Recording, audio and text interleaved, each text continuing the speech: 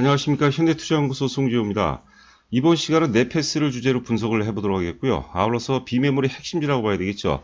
AD 테크놀로지 그리고 SF 반도체 두 종목에 대해서도 살펴보도록 하겠습니다. 오늘 저한테도 가장 많이 문의한 전화가 넷패스 AD 테크놀로지 얼마까지 가느냐, 그리고 다 오르는데 왜 SF 반도체는 못 오르냐, 그런 얘기가 많이 오는데 오늘 방송을 통해서 한번 살펴보도록 하겠습니다. 넷패스 역사적 신고가 돌파 가능성. 첫 번째는 엘리어트 파동 이론상 지금 그 넷패스 같은 경우는 월봉입니다. 월봉상 상승 충격 3파동에 해당이 되죠.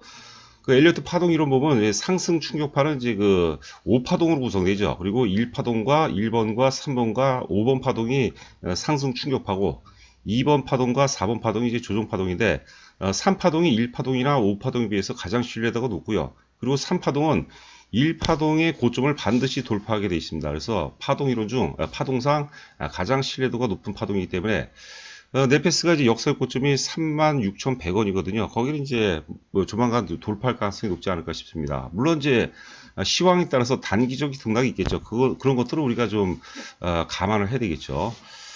자, 두 번째, 넷패스는 역시 그 삼성전자 비메모리 성장의 그 최대 수혜주 맥락이라고 봐야겠어요. 제가 이제 저희 회원들이고 혹은 이제 유튜브 방송에서도 이제 많이 강조를 해드리는데, 전에 또, 용을 꿈꾸는 넷패스라는 그런 주제로 제가 또 유튜브 방송을 한 것 같은데요.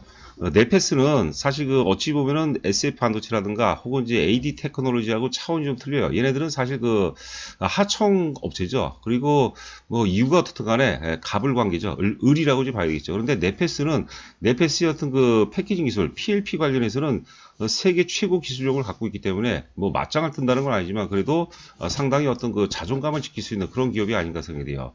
넷패스의 그 사명이 영원한 생명이랍니다. 그것도 상당히 좀 마음에 드는 것 같아요. 자, 세 번째는 이제 그 넷패스와 시세적 동지, 발음이 꼬이네요. 넷패스와 시세적 동지, AD 테크놀로지, SF 반도체 두 종목도 한번 살펴보도록 하겠습니다. 그 체험 VIP 관련해서는요, 한번 고민해 보시고, 뭐 제가 이제 방송을 진행하는 게 공감을 한다, 그리고 또 함께 하고 싶다 하면은 그 연락을 주시면, 제가 기존에는 사실 그 담당을 잘 못 맡았는데 앞으로 이제 그 체험 VIP 참여하신 분들은 제가 직접 다 담당을 해드리도록 하겠습니다. 넷패스 지금 보시는 화면은 이제 그 넷패스 월봉을 좀 줄여봤습니다. 그래서 지금 파동상 보면은 상승 충격 1파동이죠. 맨 좌측에 이제 화살표죠. 상승 충격 1파동, 그리고 조정 2파동, 지금 상승 충격 3파동이 진행되는 과정이고요. 역사적 고점이 이제 36,100원인데요. 제가 이제 저는 시세를 사실 생각처럼 잘 보지는 않습니다. 너무 이제 시세를 자꾸 보면은 단기적으로 좀 많이 흔들리는 것 같아요. 대략 지금 제가 준비하는 과정에서 35,300원까지 갔으니까 이제 뭐 얼마 안 남았다고 봐야 되겠죠. 의미는 없습니다. 그리고 결정적인 것은 뭐냐면, 사실 지금 화살표가 보이실 겁니다. 여기서부터 출발이 아니라, 만약에 여기서부터 출발이라고 하면은, 월봉상 하나, 둘, 셋, 네 개가 굉장히 강력한 양봉이 나오죠. 그러면 지금, 넷패스 같은 경우는 사실 두 개밖에 안 나왔거든요. 그러면 우리가 여기서, 힌트가 뭡니까? 2개월 더 추가 상승할 가능성이 이제 높다고 봐야 될 것 같아요. 왜냐하면 1번 파동보다 3번 파동이 더 신뢰도가 높습니다. 그걸 우리가 이제 감안해야 되겠고, 역시 그 역사적 고점 36,100원을 돌파하는 순간이라면 비메모리에 대한 성장성이 본격적으로 이제 반영되는 그런 과정이 아닌가 이렇게 생각됩니다. 자, 다시 한번 강조드리지만 넷패스는 여타 우리가 보통 이제 종합 반도체 업체 하면은 삼성전자라든가 이제 하이닉스 아닙니까? 그런데 그런 데다가 대체적으로 다 반도체 소재, 재료, 부품 이런 것들을 납품하는 그런 구조인데요. 넷패스는 그 중에서 사실 가장 자존감이 있는 그런 기업이 아닌가 이렇게 생각됩니다. 뭐 간략하게 회사 내용 살펴보면요, 사업 매출 구조를 보면 이제 반도체 관련이 지금 76.5%인데 이거는 조금 자리가 오래됐어요. 최근에 나온 보고서가 없습니다. 반도체 부분이 이제 76.5%, 그 다음에 이제 전자재료 쪽도 이제 20% 정도면은 상당 부분 기여를 하고 있죠. 자, 밑줄친 부분만 살짝 한번 우리가 살펴보도록 하겠죠. 반도체 사업의 경우 팹리스와 종합 반도체 업체 고객들과 파트너십을 통해서 범핑이라는 것은 웨이퍼의 이제 돌기를 이제 범프라고 하거든요. 웨이퍼의 돌기를 만들어서 전류를 통하게 하는 걸 이제 우리가 범핑이라고 합니다. 이것도 지금 굉장히 성장성이 상당히 두드러진다고 봐야 되겠고요.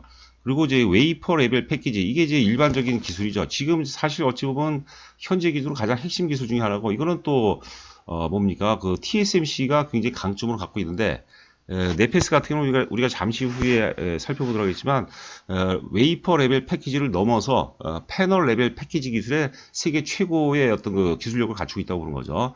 우리가 흔히 이제 OSAT라고 그러는데 이거는 이제 그 반도체 패키징이라든가 테스트를 이제 일컬로 말이라고 볼 것 같아요. OS가 이제 아웃소싱 하는 겁니다. 아웃소싱. 자, 그리고 이제 그 올해라는 것은 이게 작년에 나온 보고서인데요. 작년 4월 1일자 기준으로 테스트 사업 부분을 물적 분할했습니다. 그러니까 사실 어찌 보면 턴키 방식이죠.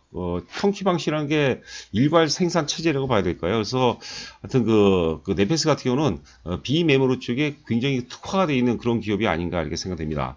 네페스보다 더 뛰어난 거는 사실 제가 보기엔 찾기가 힘들지 않을까 이렇게 생각됩니다.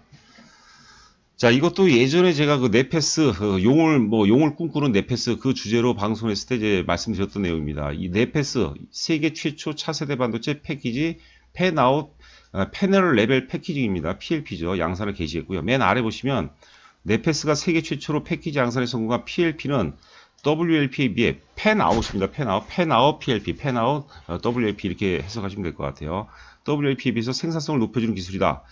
WLP는 원형 기판에 올라간 웨이퍼를 가공 웨이퍼를 잘라서 반도체 칩을 올리지만 원형이기 때문에 짜투리들이 많이 남죠. 그런데 PLP 같은 경우는 패널 레벨 패키징은 사각형의 기판 위에 칩을 놓고 공정이 이루어지기 때문에 일단 그 동일한 수율 아래서 저렴하게 패키징을 할 수 있다는 것이죠.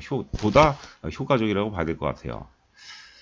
자, 그리고 이거는 이제 어제 나온 기사인데요. 그 삼성전자 TSMC 애플 AP 수주 재격돌 관건은 패키징. 재격돌이라는 것은 사실 그 아이폰 5까지는 이제 삼성전자가 독점을 했어요. 그런데 그 아이폰 이제 6서부터 이제 그 삼성전자하고 이제 계약을 끊고 TSMC가 이제 독점 생산하게 됐는데 이제 일원화에서 이제 그 다원화, 그 이원화 정책이 지금 상당 부분 이제 어느 정도 물밑 작업이 이루어지는 것 같아요. 그래서 아침에도 제가 이제 그 삼성전자 애플 AP 칩을 수주한다면 뭐 날개를 달 것이다. 뭐 급등 가능성이 높다는 주제로 이제 말씀드렸는데 굉장히 상징성이 있죠. 그래서 궁극적으로 2023년도 이후에는 TSMC와 삼성전자의 어떤 그 시장 점유율이 40, 그리고 기타 그 14나노 이하급은 이제 사실 부가가치가 좀 낮기 때문에 기타 업체들이 좀 그 차지하지 않을까 그런 구도가 될 가능성이 저는 굉장히 높다고 봅니다.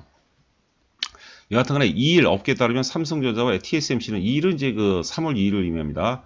애플의 그 아이폰 AP 물량을 확보하기 위해 물밑 작업을 펼치고 있다. 그렇죠. 왜냐하면 2020년이 계약이 만료가 되거든요. 독점 계약 끝나는데 그렇기 때문에 1년 전서부터 사실 그 협업을 준비해야 돼요. 그러니까 물밑 작업이 굉장히 활발하게 전개가 된다고 봐야 되겠죠. 제가 만약에 애플 입장이라 하더라도 당연히 이제 TSMC에다가 일방적으로 주는 것보다는 삼성전자하고 이제 고루 나눠주는 것이 상당히 또 효과적이라고 봐야 되겠죠. 상당한 어떤 또 리스크를 또 줄일 수 있는 거고요. 그거는 오늘 이제 그 유튜브 방송을 참고하시면 상당 부분 도움이 되지 않을까 생각됩니다. 제가 어제 저녁 늦게까지 만들어 놓고 원래 그 새벽에 하려다가 조금 늦게 자는 바람에 좀 늦게 일어났어요.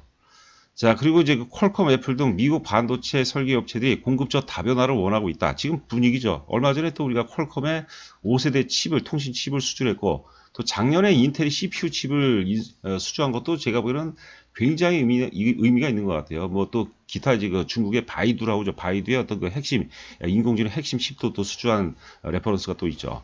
자, 그동안 이제 그 대만 업체들이 생산과 패키징, 테스트, 후공정 분야를 전담했는데요. 이제는 한국이나 이제 중국에 기회를 줄 가능성이 높은데, 재미있는 건 뭐냐면 중국 기업에 주는 것은 중국은 여러분들 그 사실 현실적으로 7나노가 불가능합니다. 그러니까 부가가치가 떨어진 14나노급 이하는 이제 중국이 갖고 하고 7나노급 이상은 이제 우리가 한국 업체 쪽으로 이제 그 발주를 낼 가능성이 이제 높다고 보시면 될 것 같습니다.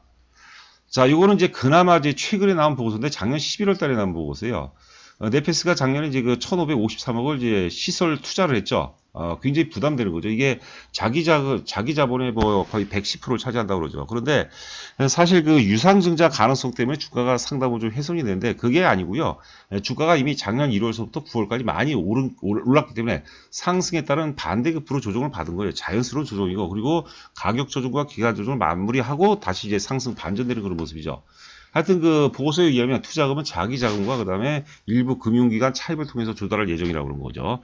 그리고 또 이제 작년 1월 달에 데카 테크놀로지라고 이거는 이제 미국의 그 반도체 패키징 회사입니다. 그런데 데카 테크놀로지의 그 필리핀 현지 법인을 389억에 인수를 했다는 거죠.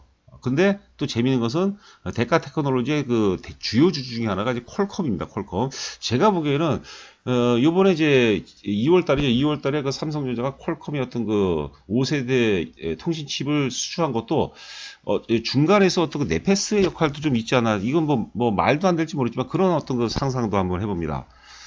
신규 시설 투자는 먼저 기취득한 팬아웃 기술과 시범 양산 중인 PLP 방식을 결합한 새로운 어떤 패키징 방식으로 진행될 가능성이 높다고 이제 보는 거고요.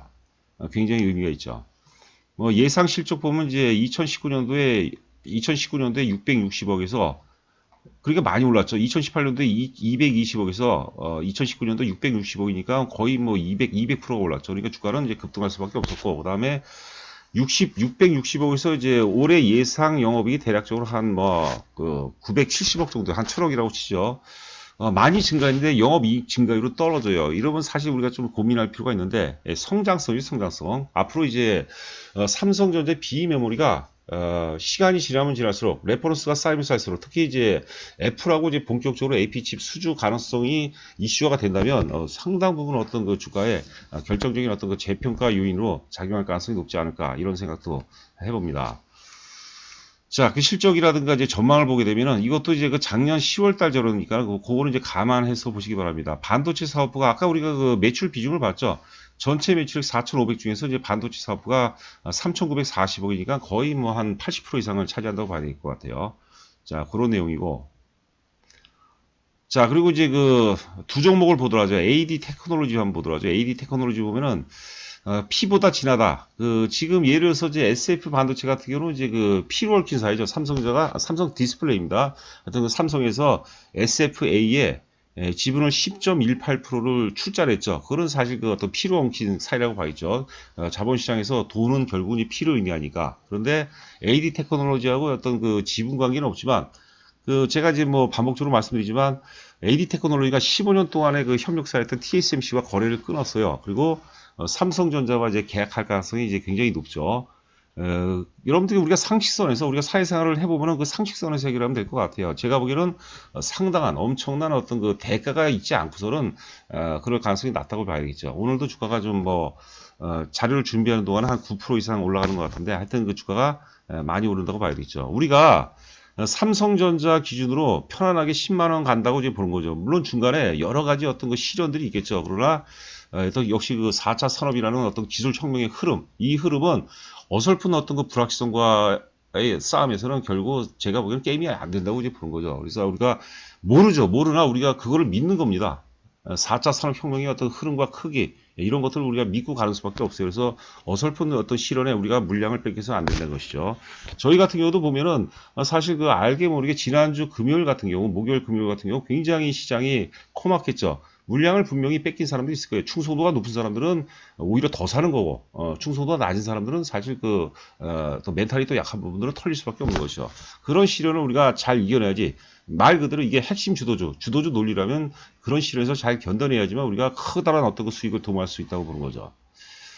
자, 그 다음에 SF 반도체입니다. 삼성 디스플레이가 10.18% 지분을 갖고 있죠. 그렇기 때문에 SF 반도체 같은 경우는 이제 삼성전자와 P로 얽힌 사이라고 봐야 될 것 같아요. 역시 그 SF 반도체도 이제 SF 반도체도 이제 패키징에 특화가 된 그런 기업이기 때문에 메모리 투자, 삼성전자 어떤 그 메모리 투자의 결정적인 수혜주라고 봐야 되겠고요.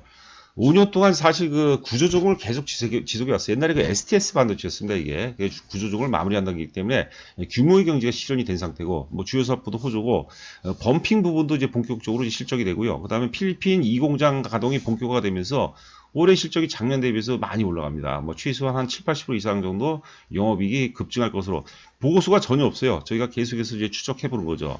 근데 왜 못 오를까요? 지금 네페스라든가 혹은 이제 뭐 AD 테크놀로지 이런 것들 계속해서 오르는데도 불구하고 상당히 못 오르거든요.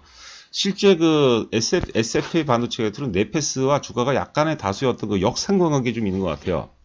그리고 이미 저희가 사실 10월 초에 저희 회원분들한테 주력주로 편입한 종목입니다. 이날입니다. 지금 화살표가 보이실지 모르겠는데 이때가 이제 3,000원 전후였어요. 3,000원에서 100%가 넘어갔죠. 많이 올랐기 때문에 지금 쉬는 자리에서 쉬어가는 그런 국면이라고 생각하시면 될 것 같아요. 제가 보기에는 뭐 추가 매수에도 전혀 무리가 없지 않나 싶습니다. 물론 이제 시장의 변동에 따라서 흔들림이 있겠으나 오를 때 우리가 일희일비하지 말자는 거죠. 오르다고 뭐 우리가 좋아할 것도 없고 또 빠진다고 우리가 뭐라 그럴까 뭐 슬퍼한다고 그럴까요? 하여튼 그 실망할 것도 없을 것 같아요. 오히려 좀 강단 있게 깡다구 있게 한번 밀어붙이는 그런 전략이 바람직하지 않을까 이렇게 생각됩니다. 자, 이 앙드레 코슬라니 책입니다. 투자는 심리 게임이다. 그 사실 우리가 뭐 아무리 공부를 많이 하고 또 아무리 경험이 많고 재능이 있다 하더라도 멘탈에서 우리가 뒤지면 절대 안 될 것 같아요. 그래서 앙드레 코슬라니는 헝거리 출신입니다. 헝거리 출신이면 사실 그 시대에도 상당히 변방이었죠. 우리가 항상 그 동유럽으로 생각하고 공산국가로 생각하는데 헝거리 출신의 어떤 그 세계적인 펀드 매니저입니다. 위대한 사람이죠. 특히 이제 달걀 모형. 앙드레 코슬라니의 그 달걀 모형은 굉장히 지금도 굉장히 유용한 것 같아요. 앙드레 코슬라니는 투자는 심리 게임이고 결국 주가라는 것은 심리와 수급에 의해서 결정이 된다. 심리가 8할을 차지한다는 겁니다. 그렇기 때문에 앞서 얘기한 대로 아무리 내가 그 IQ가 뭐 100, 뭐 180이 넘고 경제학 뭐 박사학위가 한 500개 정도 된다 하더라도 멘탈에서 뒤지면 절대로 이 시장을 극복할 수 없어요. 이거는 전쟁터 이상도 이하도 아닙니다. 그렇기 때문에 저는 혼자 하는 것보다는 나름대로 공감할 수 있는 멘토, 조언을 받을 수 있는 멘토가 있으면은 상당히 좀 수월하게 우리가 시장에 접근할 수 있는 그런 상황이 아닌가 싶습니다. 시장은 여러분들이 상상하는 거, 여러분들이 상상하는 거 이상으로 좋은 장세를 보는 겁니다. 근데 당장 위기가 닥치죠. 이 위기가 통과되는 순간 여러분들 그거를 항상 기약을 하셔야 될 것 같습니다. 자, 구독과 좋아요 부탁드리면서 오늘 방송 마치도록 하겠습니다. 감사합니다.